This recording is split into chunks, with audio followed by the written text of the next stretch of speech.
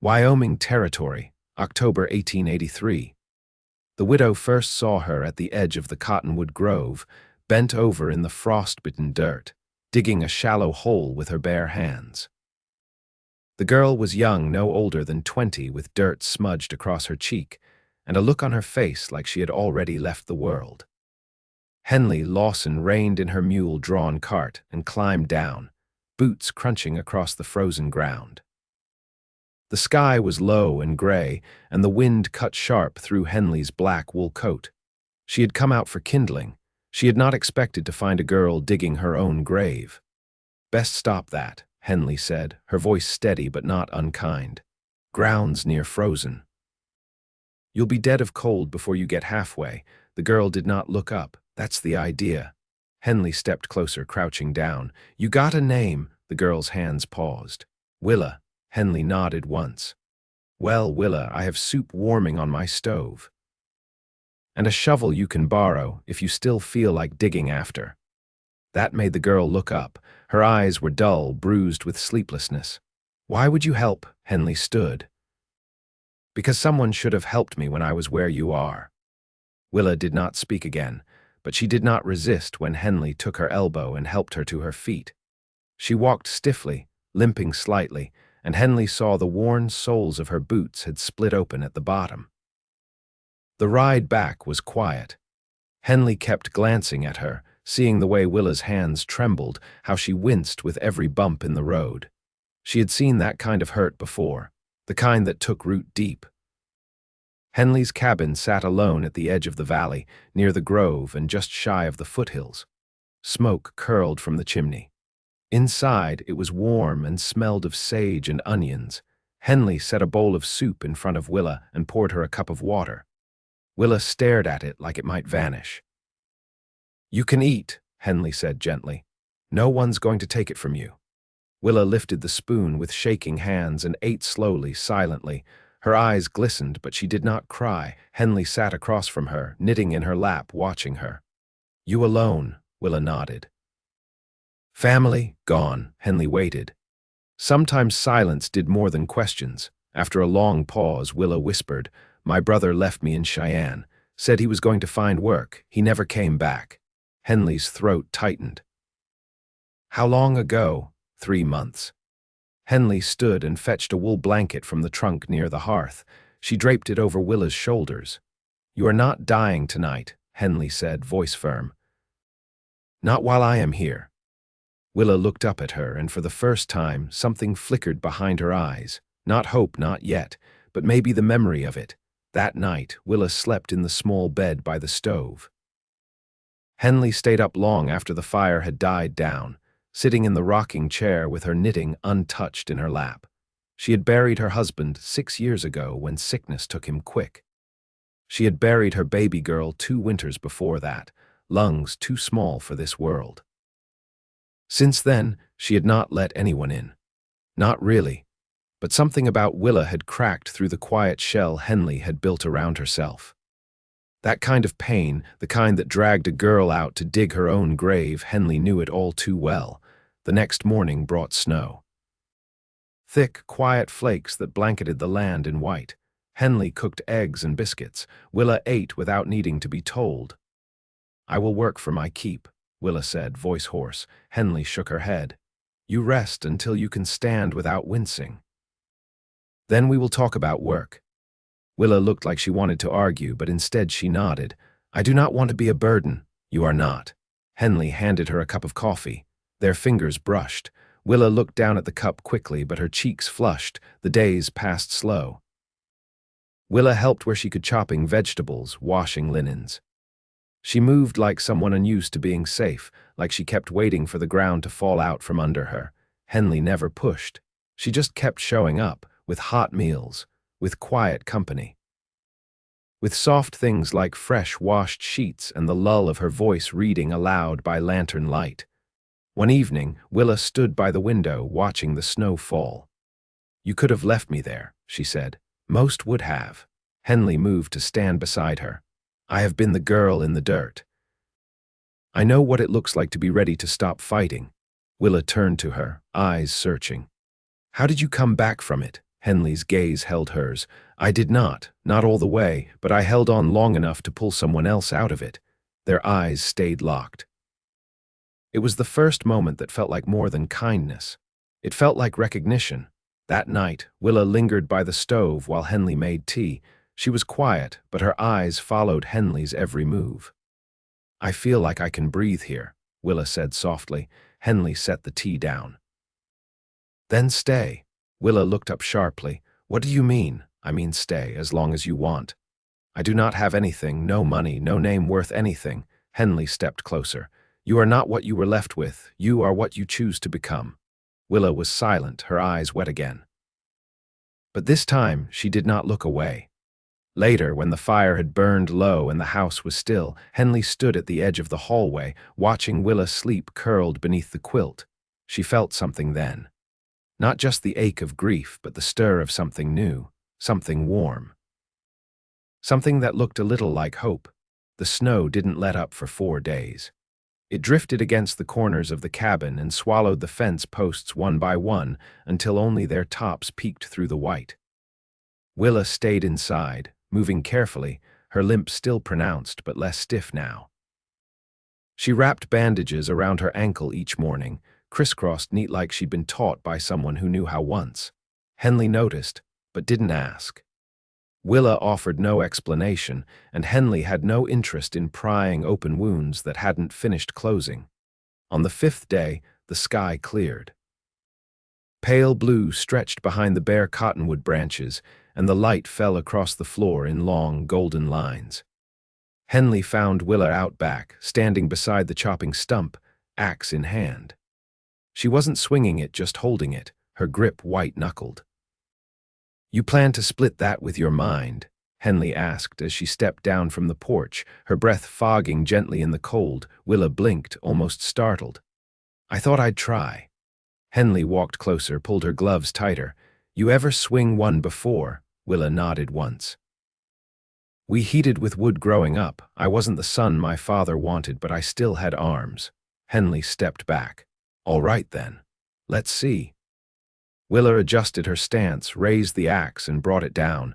It didn't cleave the log clean, but the blade bit deep enough to stay. She exhaled sharply, wiped her brow with her sleeve. Her hands were calloused, but the skin between the fingers had split from the cold. Henley took the axe from her gently. Let's start with something smaller. Willa didn't argue. She knelt and began stacking the split pieces into the basket, her movements careful, methodical. Henley watched her for a moment, then turned and split 3 logs in quick succession, the rhythm steady and sure. I used to think work like this would make me forget things, Willa said, straightening, but it just makes the remembering quieter. Henley set the axe aside. That's all most of us can ask for. Inside, Willa warmed her fingers by the stove while Henley brewed chicory in the tin pot. The scent filled the cabin, bitter and dark. Willa took her cup and sat in the corner beside the window, knees drawn up beneath her skirt. I had a little sister, she said after a long silence. She died before the war ended. Fever? Henley poured herself a cup and leaned against the counter, arms crossed. She used to follow me everywhere, Willa continued. My father said it made me soft, said grief was a woman's weakness. Henley didn't answer. She let the quiet settle, let it breathe.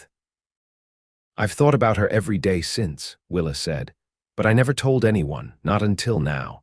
Henley moved to the table and sat across from her. Some things don't get lighter with time, they just stop shouting. Willa looked down at her cup. Her fingers traced the rim. Henley reached across the table and brushed one of those fingers just lightly. You don't have to carry everything by yourself. Willa's eyes lifted, surprised. I don't know how not to. Henley didn't withdraw her hand. Then we'll learn. That night, Willa sat close while Henley mended a tear in her sleeve. The fire crackled low and the wind had died down. Shadows danced across the walls. I used to dream about a place like this, Willa said, watching the needle pass through fabric. Not grand, just safe. Henley didn't look up. Dreams can be stubborn things. They hang around even when you've stopped believing in them. I think I'm starting to believe again. Willa said, her voice barely above a whisper. Henley tied off the thread, set the shirt aside. The warmth between them had shifted, no longer cautious, no longer simply survival. It felt like the beginning of something that might last. "You can stay as long as you need," Henley said, watching her face. Willa met her gaze.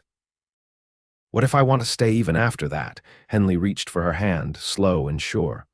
Their fingers laced together, not tentative now, but certain.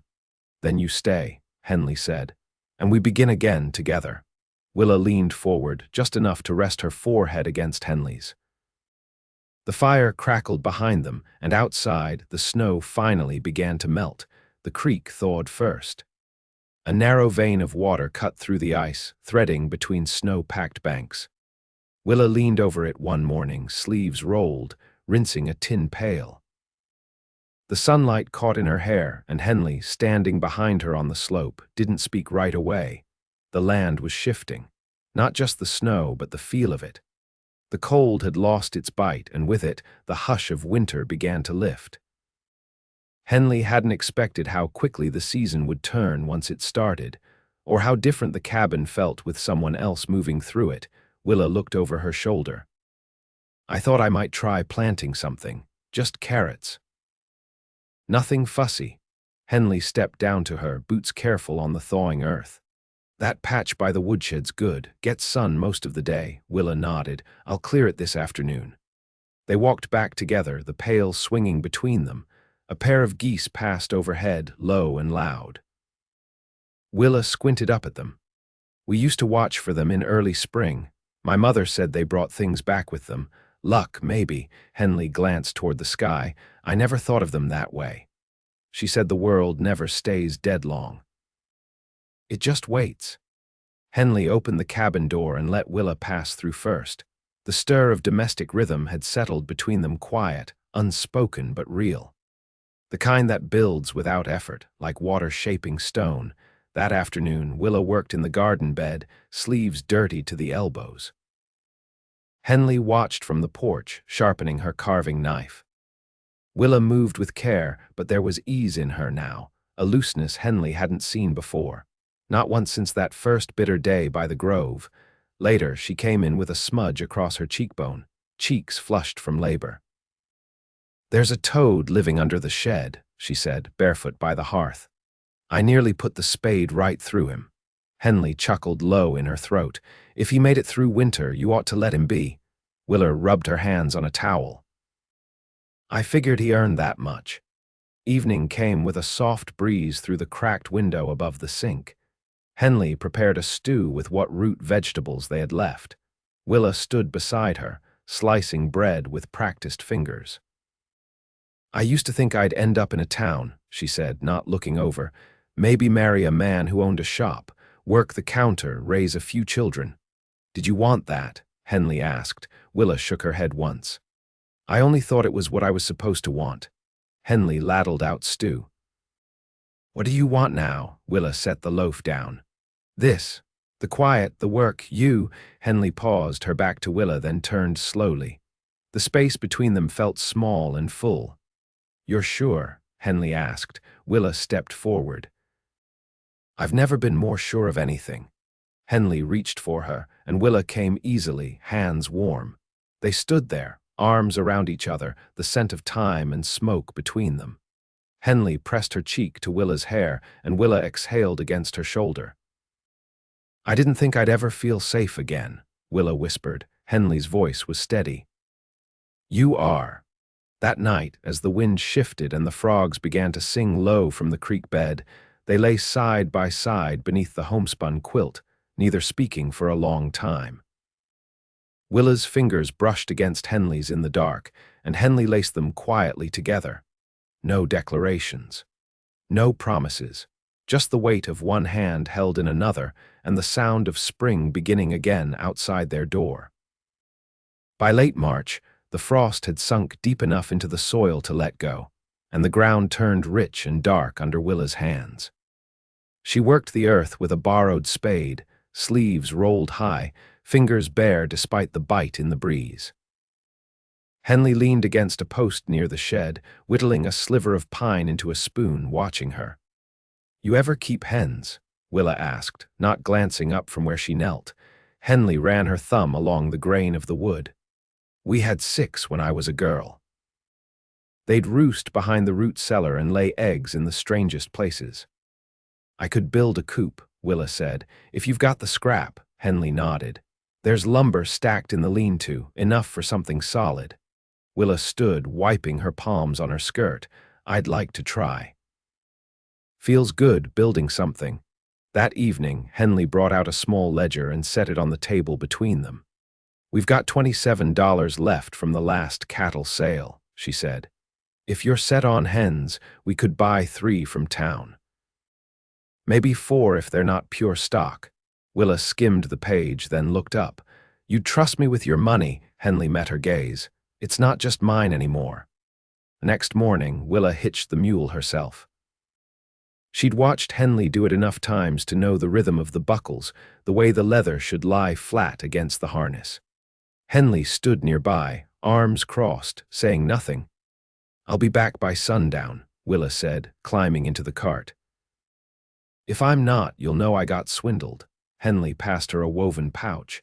"Trade the eggs in your apron first. They'll fetch more in the early hours." Willa took it, brushing Henley's wrist as she did. "I'll bring back something sweet." Henley stepped back, her expression unreadable. "Just come back." The road to Laramie was rutted and wet. Willa kept the mule steady along the edge where the grass held firmer. The town opened up slow through the hills, a huddle of false front shops and crooked chimneys. She passed the smithy, the mercantile, then pulled up in front of the feed store. Inside, she bartered calmly, one hand resting on the pouch. The shopkeeper was older, with tobacco-stained teeth and a voice like gravel. He offered her 5 hens for the price of 4 after she mentioned the widow's name, Henley Lawson, he said. "She's still out on the valley edge." "She is," Willa replied. "Good woman, lost too much, but she held on." Willa didn't answer. She paid, loaded the hens into a crate, and bought a small tin of molasses with the last of the coin. By the time she turned back onto the road, the sky had begun to dim. She reached the cabin just as the sun fell behind the slope, casting long shadows across the yard. Henley stepped out before Willa had even stopped the cart. "I kept the stew warm." Willa climbed down, set the crate on the porch. 5 hens and a debt of 1 story owed to the shopkeeper. Henley raised a brow. "What kind of story?" "He just wanted to know if you were still breathing." Henley took the crate and opened it. "They're healthy, good eyes." Willa held out the tin. "For your bread." Henley took it carefully. "You remembered." Inside, the fire had been banked low. Willa stirred it back to life while Henley sliced bread and set 2 bowls on the table. They ate slow, shoulders nearly touching. "You think much about tomorrow?" Willa asked, her voice low. Henley ran her spoon along the edge of the bowl. "Only in pieces." "I've been thinking," Willa said. "We could take in mending or trade eggs. There's a seamstress in town who might need help." Henley looked at her, long and steady. "You planning to stay through spring?" "I'm planning to stay," Willa said. "As long as I wake up and still want to be here." Henley reached across the table and laid her hand over Willa's. Calloused met calloused, warm and sure. "You've got a place here," Henley said. "You always will." Willa's eyes didn't flicker. "And you've got me."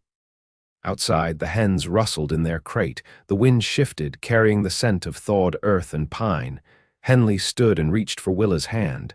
"You ever dance?" she asked, quiet. "Not once," Willa said. "But I'd learn." Henley pulled her gently to the center of the room. There was no music, only the steady creak of the floorboards and the distant rustle of wind in the trees. They moved slow, Willa's bare feet brushing over Henley's boots. The firelight caught the edges of their faces as they turned, the cabin small around them, warm with breath and something sweeter than quiet. Neither said another word. They didn't need to. The sky flushed pale gold as April deepened, and the air began to carry the scent of damp pine and distant rain. Willa rose earlier each day, drawn by the hush of the morning light sliding through the window pane. She'd pull on her boots and step outside before the coals in the stove had fully died, leaving Henley to wake slowly to the sound of chicken feet scraping the packed dirt behind the shed. One morning, just past dawn, Henley found her kneeling beside the fence, her fingers gently brushing a wayward sprig of green pushing up through the earth. "First shoots," Willa said, glancing up. "Didn't think they'd come so quick." Henley crouched beside her, brushing her knuckles across the tender leaves. "They know when it's time." Willa looked over, eyes lit with something still new. "I think I do too." That afternoon, they rode up into the foothills with the mule hitched light. Henley carried a small sack of salt and flour for the Thompson homestead, and Willa brought along a basket of the first eggs. The trail climbed steep past a stand of fir trees, where the air turned cool and sharp. Willa sat beside Henley in the cart, her hip pressed against hers with each turn of the wheel. "I've been meaning to ask," Willa said, her voice low over the rattle of the wagon. "Did you always plan to stay in this valley?" Henley kept her eyes on the trail. "I told myself I'd leave. Once. What changed? I realized I didn't have to run to find peace." Willa was quiet a moment. Then, "I don't want to leave either, not anymore." They reached the Thompsons by mid-morning and stayed just long enough to trade and take coffee on the porch. The old man asked after Henley's health, and his wife passed Willa a tangle of dried herbs for steeping. Neither asked about the nature of their partnership. They didn't need to. On the ride home, Willa rested her hand lightly on Henley's thigh, fingers spread like she meant to anchor herself there. Henley covered it with her own and kept it there until the cabin came into view, smoke curling steady from the chimney. That evening, while Willa scrubbed the basin and Henley swept the hearth, a distant rumble carried through the walls. Thunder, low and slow, rolled across the hills. They paused, listening. "Storms coming," Henley said. "Winds from the south." Willa dried her hands and leaned in the doorway, watching the clouds roll dense and dark above the cottonwoods. "Let it come." The rain hit just before dusk, tapping soft against the windows before it grew steady and strong. They lit candles and sat close by the stove, wrapped in a quilt, Willa's head resting against Henley's shoulder. "I've been thinking," Willa said, fingers tracing the seam of Henley's sleeve. "About what a life here might look like. Full, I mean." Henley turned to her. "Tell me." Willa smiled, slow and sure. "We could build a second room, put in shelves for books. Grow more than just roots and greens, maybe beans, corn, if we can keep the mule from trampling it." "We'll need a stronger fence," Henley said. "I'll mend it." Henley reached up, brushing a curl from Willa's forehead. "You'd stay through storms and lean years. With you. I wouldn't want to be anywhere else." The words weren't grand. They didn't need to be. They were steady and plain, like the land itself. Henley kissed her then, not in haste, not with hunger, but with the quiet certainty of someone who had waited long and come to the right place at last. The days that followed were filled with the slow rhythm of building. They cleared space for the new room, fitted planks, sanded beams. Willa's hands grew rougher, her shoulders stronger. Henley carved the molding by hand in the evenings, her knife gliding sure beneath the oil lamp's glow. They argued gently over the placement of a window, laughed when the chickens found their way into the garden again, and ended every day the same with Willa curled against Henley's back, the sound of wind in the pines outside. By midsummer, the coop held 8 hens, the garden spilled with green, and the second room stood shaded by the edge of the grove. They filled it with shelves, a narrow writing desk, and a rocking chair Henley had once thought she'd never use again. They didn't speak of past griefs anymore. Not out of denial, but because they no longer defined the shape of their days. The ache had dulled, and in its place grew something enduring woven from shared labor, quiet mornings, and the kind of love that didn't need proving. One evening, as the sun lowered behind the hills and the air turned golden through the trees, Willa stood barefoot by the water spout. dripping a tin ladle into the basin. Henley watched her from the porch, arms crossed over her chest, a softness in her eyes that hadn't been there before Willa came. Willa turned, catching her gaze. "What?" Henley shook her head. "Just thinking how lucky I am." Willa stepped close, water still clinging to her fingers.